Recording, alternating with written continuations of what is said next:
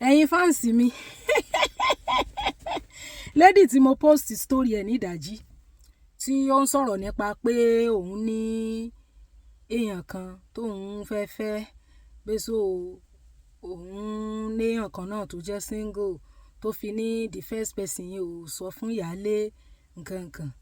pé but that other one tó jẹ́ single yẹn ó ti dàgbà story yẹn wà lórí page mi. That's not what I want to talk about. Nǹkan tí mo fẹ́ sọ ni àwọn tí wọ́n lọ ń sọ pé so compulsory kí ìyálé mọ̀ ni ó fẹ́ fẹ́yàn ṣèkejì. Ìyálé ó gbọ́dọ̀ mọ̀. The man might not need validation látọ̀dọ̀ ìyálé pé ṣó o gbà àbó o gbà. Máa yẹn lè mọ̀ ní the validation lọ́dún ẹ̀.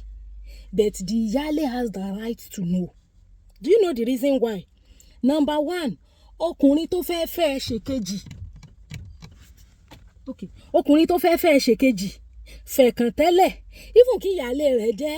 èmèrè kó jẹ́ èèyàn bú. Ọgbẹ́ ọkàn ni fífẹ́ rẹ̀ máa dá sínú ọkàn ìyálé. Kódà kan mọ́ jọ gbé mọ́. Kódà kan ti divorce kan ti wà separated anything tó bá ṣẹlẹ̀ kó má ṣàyọ̀ láàrin wọn. The fact pé ó fẹ́ fẹ́yàwó yẹn is already a pain for the ìyálé in the first place. So ìwọ tó wá ń bẹ̀rù pé o ò fẹ́ sọ fún ìyálé kó má bàa pa ẹ́ ìkànnì ẹ tó bá sọ ó ń dig grave ẹ nìyẹn. Is it not better to dig your grave now instead later? Tó máa fẹ́yàn kan fẹ̀kàn tẹ́lẹ̀ ìwọ tó fẹ́ lọ ṣe number 2 wọn lè nífẹ̀ẹ́ ń bẹ̀ bí ìyálé. Tí fẹ́ ìyálé bá 100 tí ẹ ò lè pé 30 because fẹ́rẹ̀ fìdí ẹ ni. That is the truth. But the ìyálé has the right to know. Tó ó lè gbà ó dẹ̀ lè mọ́ gbà bákan méjì. But for the ìyálé not to have a knowledge, pre-knowledge of it, it is wrong because ìgbà tó bá máa ṣe kẹta náà kò ní sọ fún wọn náà tí ó fi lọ ṣe kẹta. Ìyálé ò nídìí láti gbà. So yeah, but she has the right to know. Even tó bá wá sọ ní sọ àwàdà irọ́ ni òótọ́ ni tó ó ti sọ something of that for you before. Bẹ́ẹ̀ ọ̀ tí ẹ̀ yan létí ẹ̀ rárá. I understand the fact pé àwọn ẹbí ọkọ fine nǹkan ẹni ìdí méjì kínú òbí ni pàápàá jùlọ tó bá jẹ́ pé bóyá èyí tó wà nílé náà ò ní good relationship with them whichever reason. But notwithstanding because àǹtí yẹn sọ pé 12 days to introduction àwọn the ìyálé has not known. Then another person tó wá tó jẹ́ pé òun tó wá disguise yẹn tí ẹ̀ ó lè má jẹ́ single ó lè jẹ́ rọ́ nìyẹn náà pa. But God Almighty will lead us through that. But fún ẹ̀yin tẹ́ lọ sọ sí comment pé must she tell ìyálé. The ìyálé must know.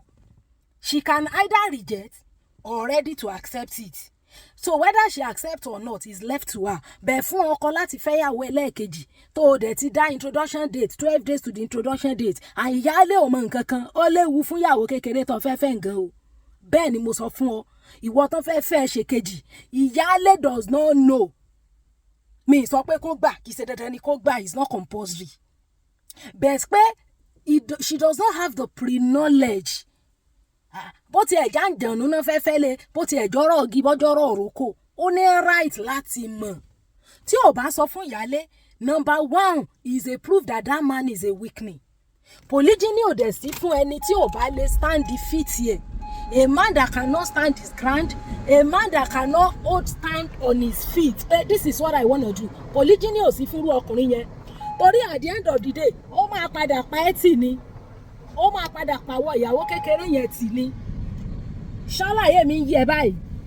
That's number 1. Then number 2 ni pé it's good to respect your ìyálé o. But the fact pé kò lè ṣí ẹnu sọ fún un, ó mú ìpè ó bẹ̀rù ìyálé yẹn. Ọkùnrin tó bẹ̀rù ìyálé kò lè fẹ́yàwó. Kò lè ṣe polygyny. Ìbẹ̀rù ó yàtọ̀ sí respect. Ẹ̀rù tó ń bà bó ṣe ń bẹ̀rù ìyálé tí ò lè sọ fún pé òun fẹ́ fẹ́yàwó mi yẹn. It is a proof pé wọ́n gan ò lè last lọ́wọ́ ọkùnrin yẹn. You can never last in his hand. Are you understanding me? Ó kàn máa bímọ fún apá ẹ̀ tí single mother ló máa padà ṣe gbẹ̀yìn ayé ẹ̀. Fẹ̀kàn tẹ́lẹ̀ àwọn ìyàwó kejì míì gan ó bẹ single gan ìgbà tó wà single gan ó sì bẹ̀tà ìgbésí ayé wọn. I'm telling you. Ìyàwó kejì míì wà tó ṣe pé ìgbà tó ṣe ìyàwó kejì gan ó wá ń regret pé kó mọ̀ kóun kúkú single gan. Fẹ̀kàn tẹ́lẹ̀ because ó ti ní enemy already. So the man must the ìyálé has the right to know. a mọ̀ pé àwọn obìnrin míì wà tó deserve kan fẹ́yàwó lé wọn but kò sẹ́ni tó deserve pé kan fẹ́yàwó lé kọ́ mọ́ bí ó tiẹ̀ lóhun ọgbà large percentage of obìnrin ò ní gbà bẹ́ẹ̀ tọkùnrin yóò bá ṣe ni ó ṣe ṣùgbọ́n pé kó mọ̀ sọ fún un yẹn ó léwu o ẹ̀yin tẹ́ wá lọ sọ sí kọ́mẹ́ǹtì pé tó bá sọ fún un ó ti dígì grave ẹ̀ nu is it not better kó dígì grave ẹ̀ ń sìn tí ó bá bẹ́ẹ̀ lórí tí ó rẹ́ okó ẹ̀ dànù kó tètè rẹ́ ń sìn jùǹgbà tó bó wá fẹ́yàwó the family ọkọ might be aware torí àwọn ọkọ ẹbí ọkọ máa ń mọ̀ ńgbò bó wá fẹ́yàwó tán tíyàwó yẹn ti bímọ kìíní bímọ kejì kán wá ṣẹ̀ṣẹ̀ pa á ti rẹ́ńdà ìyàwó tuntun yẹn as a widow àwọn ọmọ wa máa káwọn ọmọ kiri kò lè work tó bá ti fíw pé ìyàwó ẹ̀ máa pa ẹ́ tó bá mọ̀ pé ó fẹ́yàwó lé tó ò fi torí ẹ̀ sọ fún un ńjọ́ bá padà mọ̀ lọ́jọ́ iwájú náà yọ padà pọ̀ bí ìgbọ́ bá sọ́jọ́ òkú ẹ̀ wájú ni tó bá ti mọ̀ pé ìyàwó tó fẹ́ lè pa àyàn ó lè pọ́ tó bá fẹ́yàwó mi àbọ̀ bá wí fún un mọ́ wulẹ̀ dábàá rẹ̀ ìwọ náà tán fẹ́ tí ìyáálé ò mọ̀ kì í ṣe dandan ni kó mọ ìgbà tí wọ́n fẹ́ lọ dáná àbí nǹkan bẹ́ẹ̀ she must have that knowledge she must have the knowledge of the fact that ọkọ òun ti ń gbìyànjú àti fẹ́yàwó mi bóyá sisi wa ló fẹ́ o bóyá ìdàkejì ni o is left to that ọkùnrin but the woman must have that knowledge wọ́n wá lè sọ fún kọ́mọ́ fèsì ó ṣe pé inú lóko ẹ̀yẹ ẹgbẹ́ ni ó fi ṣe ó ṣe pé oró tí ó ṣe inú rẹ̀ ní bẹ gbogbo tọ́láwù tí ó ṣe inú rẹ̀ ní ó wà ṣùgbọ́n pé kò mọ̀ yẹn ó léwu o ó ní ewu gidi because báwo ló ṣe máa fẹ́ mi lọ́kọ tí mi ní mọ̀ ọ̀n lè fẹ́yàn ṣe rí girlfriend side chick baby mama ọ̀tọ̀ nìyẹn ẹlòmíì gan ọkọ ẹ̀ ti bímọ síta báyìí tí ọmọ àwọn yẹn wà unknown ni wọn kì í ṣe ìyàwó bẹ ìyàwó tó fẹ́ tó ti yọjú wálé yín 12 days to your introduction and you are saying the Iyale does not know ó wá ní èèyàn kan ṣe wá sọ́fíìsì yín ẹ̀ single ní kinní kan bó tiẹ̀ wulẹ̀ jẹ́ pé yẹn gan náà gan is like a fake in disguise but àwọn comment section tó ń forí gbárí comment section yẹn ni mo wá torí ẹ̀ ṣe fídíò yìí ọkùnrin tó fẹ́ gbègbèsè àti fẹ́yàwó tí ò lè sọ ń lé àìtẹ́yìn kálà ń dọwọ́ bò ìyàwó kejì yẹn máa padà ìyàwó yẹn máa rẹ́ńdà useless ni bẹ́ẹ̀ ni ẹ̀rù tó ń bà ẹ́ pé kó má pa ẹ́ dànù tó bá sọ fún yẹn ẹ̀yùkù náà ló padà kú bí ìgbà tán ní aáyán ṣe kinní kan ó sọ́jọ́ kú ẹ̀rẹ̀ síwájú ni ẹni ẹ fẹ́ pa tó sá lọ tó lọ dúró síbì kan ẹ padà ń jọ ẹ bá rí ẹ padà pa kẹ́yìn náà ni so is it not better ìkan ní ọkọ ẹ fẹ́yàwó tó pọkọ dànù ìyàwó yẹn dẹ̀ ti bímọ ọmọ 30 days ń bẹ lọ́wọ́ ìyàwó wọ́n dẹ̀ dáná fún ìyàwó yẹn nílùú míì ni àwọn ẹbí ọkọ lọ bẹ̀bẹ̀ di Iyale was not aware ìgbà kan ṣèkó ọmọ tán lèèyàn kan tó jẹ́ aráàlú bíi tí Iyale ń gbé tó ṣẹ̀ṣẹ̀ wá ṣàlàyé fún Iyale kọ́lọ̀ ó pa tí òru tú wọ́n ti ti oná mọ̀lẹ́ báyìí ò bẹ̀ tí ìyàwó kejì tán fẹ́ ọmọ 30 days ń bẹ lọ́wọ́ rẹ̀ so ẹ má máa tanra yín jẹ tẹ́rù Iyale ẹ bá ti ń bà ẹ́ ẹ̀rù tó ń bà ẹ́ sìn tó lè sọ fún pé tó ó ti rẹ́ni tó fẹ́fẹ́ ò dẹ̀ ti bá sọ̀rọ̀ ó ti gbà fún ẹ o but o ò tí ì ṣe anything official o kàn ní kó sọ fún kó mọ̀ o ò lè sọ yẹn o ò lè type ẹ̀ as message to her bóyá ó jẹ́ yàn kan tí kì í listen sí ọ tó bá gbọ́ yẹn competition mọ́ reset ọpọlọ obìnrin ni tó bá gbóhùn ìbá ti rí competition báyìí yóò mọ gbóná láti kùn ni ọlọ́run lè ní tó bá gbọ́ yẹn lásán ó lè yí padà tó bá dẹ̀ ti yí padà majority ẹ̀yin ọkùnrin náà ojú yín ẹ̀ gbà mọ́ ẹ̀ padà rí àwọn kejì yẹn bí intruder ni ọlọ́run lè ní the fact pò sọ pò ti fẹ́ yàn mí yẹn ọ̀rọ̀ sísọ yẹn gan lásán ó lè correct ọpọlọ obìnrin yẹn kó bẹ̀rẹ̀ sí ní ṣe dáadáa gbogbo dáadáa tí èṣe tẹ́lẹ̀ kó bẹ̀rẹ̀ sí ní mọ̀ ṣe wàá dẹ̀ lọ sọ fún yẹn pé tó ìyá ì ti change because ntẹ́yìn ọkùnrin padà máa ń ṣe nu ó ní Iyale rẹ ti yíwà padà náà ni ẹni ẹlẹ́ni ò dẹ̀ ní nǹkan kan láti lose ìyẹn tí ò bá tí ì mọ bọ́ ṣe premarital affairs tẹ́lẹ̀ tó bá yẹ kó ti ń bọ́ ṣe premarital affairs na she lose ṣàlàyé mi ti ń yí ọ ṣùgbọ́n àwọn tán fẹ́fẹ́ tán ti wálé yín tán ti wá mú introduction day tó ti kú 12 days tó wá ní Iyale ò mọ̀ tán wá ní kò ní ìdí tó bá nífẹ̀ẹ́ rẹ some little ìfẹ́ ó yẹ kó lè sọ fún Iyale pé òun fẹ́ fẹ́ ẹ náà fẹ̀kàn tẹ́lẹ̀ ọkùnrin ò lè nífẹ̀ẹ́ second wife bí first wife náà máa ń nífẹ̀ẹ́ jù but the little iota of love tí ó tún manage yẹn should be strong enough to let him tell the Iyale wá lé lóun ò fẹ́ rí ẹ òun ò fẹ́ fojú kàn ẹ́ ṣóńṣó méjì ó fojú kanra wọn àlejò mẹ́rin ó bọ̀ lọ́hùn lé oríṣiríṣi tú ló lè pa you give her time to heal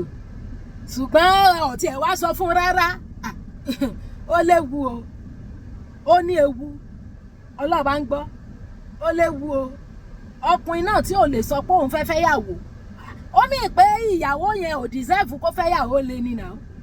sọ fún un pé o fẹ́ fẹ́yàwó mi ó wá lè rò páwàdà ló ń ṣe tó bá wá come to reality you be able to refer her back to the fact pé I said this sometimes ago bí o feel pé mò ń ṣeré torí kò sọ̀rọ̀ tí mo sọ tó tà létí ẹ rí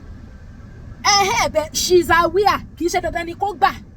it's not compulsory you don't need her validation to go ahead but she has to know it is her right to have the knowledge ó gbọ́dọ̀ ní knowledge pé ìyàwó mi ń bọ̀ ó wá lè mọ́ gbà ó sì lè gbà ṣùgbọ́n pé kọ́ mọ́mọ́ yẹn ọ̀dà ìwọ náà tán fẹ́ fẹ́ ó ti kú 12 days tán bọ̀ wá ṣe mọ̀ mi mọ̀ ń lè yín ìyáálé tán fẹ́ fẹ́ lé òmò do you think you are safe ó máa han orí ẹ̀ bọ́lẹ̀ bí ìgbà téèyàn bá ń han wéédú ni yóò hàn wò ọkọ òun gan ò tiẹ̀ ní nígbà bá dúró láyé lórí náà rọ́kọ bó ṣe jẹ́ nìyẹn o àti wá àtọkọ apáìpò heads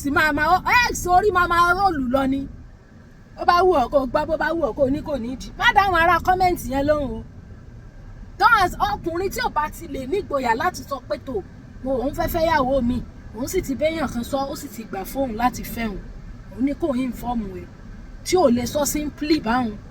bí ó tiẹ̀ pé láwàdà bí ó tiẹ̀ pé léré ọ̀ lè sọ báhùn it means the man is not ready for the ìyàwó kejì ó kàn fẹ́ fi ẹ́ ṣàyè ibẹ̀ ni ó fẹ́ fi ẹ́ tolé ẹ̀ sódà nígbà tí ilé ẹ̀ bá tó á lè abandon ẹ̀ ìyàwó tó ẹ̀ sọ fún pé fẹ́fẹ́ yàwó lé ajá either counterfeit or genuine ó gbúdọ̀ mọ̀ yes ó gbúdọ̀ mọ̀ náà abẹ́lẹ̀ ìta ṣe pé kò wá sọ fún ọ ra ní yàmọ̀mọ̀ lẹ́tà wo ó máa jẹyán láyà lọ san paradíṣe láti lọ san wọ́nù. bẹ́ẹ̀ ni tó bá jẹ́ ìyáálé tán àjọ gbé mọ́ tí kálukú ti separate away ọ̀tọ̀ ṣùgbọ́n èyí tán sì jọ ń gbé ó wá lè ti páàkì ara ẹ̀ kó ti palẹ̀ ara ẹ̀ mọ́ because second wife always come with reason there is always a reason àwọn obìnrin míì wà tán wà lọ́dọ̀ ọkọ tó ṣe pé years àwọn àtọkọ òjọ́ sọ̀rọ̀ ọkọ òdó wọn mọ́ ìdáná mọ́ kò sí pé anything wọ́n kàn jọ ń gbé as flatmate ni àbí as a mansion's mate ṣàlàyé mi yí àbá bet notwithstanding ìyàwó ẹ̀ náà ló sì ṣe abẹ́ òrùlé ẹ̀ ló sì ń gbé ó ní right láti mọ̀ either by verbal or by written or by anything she has the right to know tó bá jẹ́ pé ìtàn àjọ gbé mọ́ àtọ̀ alábàámusa ọ̀tọ̀nu ṣùgbọ́n tán sì jọ wà nú ilé lọ́wọ́ a sọ pé kínní kódà bá ń gbọ́ heads will roll òun bá lórí ń róòlù orí ọmọ róòlù lọ báyìí ní tán pè ní heads will roll gan-an wọ́n mọ̀ pé àtọkọ àtìyàwó kékeré ṣe lẹ́jọ́ jẹun láyé tẹ́rẹ̀ sí wọ́n paradíṣe mọ̀yán o ọ̀rọ̀ mi ò lópin ẹ ṣeun.